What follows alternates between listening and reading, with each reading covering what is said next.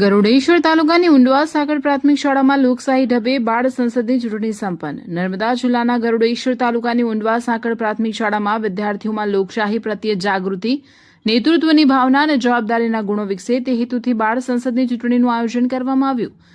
સમગ્ર પ્રક્રિયા ભારતીય ચૂંટણી પ્રણાલીની કાર્યપદ્ધતિને અનુરૂપ પારદર્શક અને ગુપ્ત મતદાનની પદ્ધતિથી પૂર્ણ કરવામાં આવી. ચૂંટણી પૂર્વે વિદ્યાર્થીઓને મતદાનનું મહત્વ, લોકશાહી વ્યવસ્થાની મૂળભૂત સમજ, ઉમેદવારી નોંધાવવાની પ્રક્રિયા, ચૂંટણીના નિયમો તથા આદર્શ આચારસંહિતા અંગે માર્ગદર્શન આપવામાં આવ્યું હતું. ત્યારબાદ વિવિધ હોદ્દાઓ માટે ઉમેદવારોએ ઉમેદવારી નોંધાવી અને નિયત સમયગાળા દરમિયાન શિસ્તબદ્ધ રીતે પોતાનો પ્રચાર કરીને સહાધ્યાયીઓ સમક્ષ પોતાના વિચારો રજૂ કર્યા.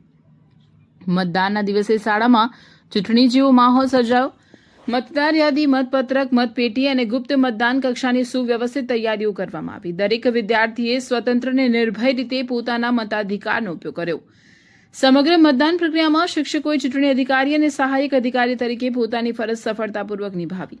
મતદાન પૂર્ણ થયા બાદ શિક્ષકોની હાજરીમાં પારદર્શક રીતે મતગણતરી હાથ ધરવામાં આવી અને પરિણામ જાહેર કરવામાં આવ્યું. વિજેતા ઉમેદવારોને, સહપાઠીઓ અને શિક્ષકોએ અભિનંદન પાઠવી તેમની નવી જવાબદારીઓ માટે શુભેચ્છા વ્યક્ત કરી. શાળાના આચાર્ય અને શિક્ષકોએ જણાવ્યું કે બાળ સંસદ વિદ્યાર્થીઓને માત્ર નેતૃત્વની તક જ આપતી નથી, પરંતુ લોકશાહી મૂલ્યોને સમજવા અને તેને જીવનમાં અપનાવવા માટેનું જીવંત માધ્યમ છે. આવી પ્રવૃત્તિઓથી વિદ્યાર્થીઓમાં નિર્ણય લેવાની ક્ષમતા, ટીમવર્ક, શિસ્ત, જવાબદારી અને સામાજિક જાગૃતિ જેવા ગુણોનો વિકાસ થાય છે. નવનિયુક્ત બાળ સંસદના પ્રતિનિધિઓને શાળાની સ્વચ્છતા, નિયમિત હાજરી, પર્યાવરણ સંરક્ષણ, વૃક્ષારોપણ, પાણી બચત તેમજ ગુણવત્તાસભર અને આનંદમય શૈક્ષણિક વાતાવરણ જાળવવા માટે સક્રિયપણે કાર્ય કરવાની પ્રતિબદ્ધતા વ્યક્ત કરી. સમગ્ર કાર્યક્રમને સફળ બનાવવા માટે શાળાના આચાર્ય, શિક્ષક મંડળ અને વિદ્યાર્થીઓ ઉત્સાહપૂર્વક સહભાગિતા નોંધાવી.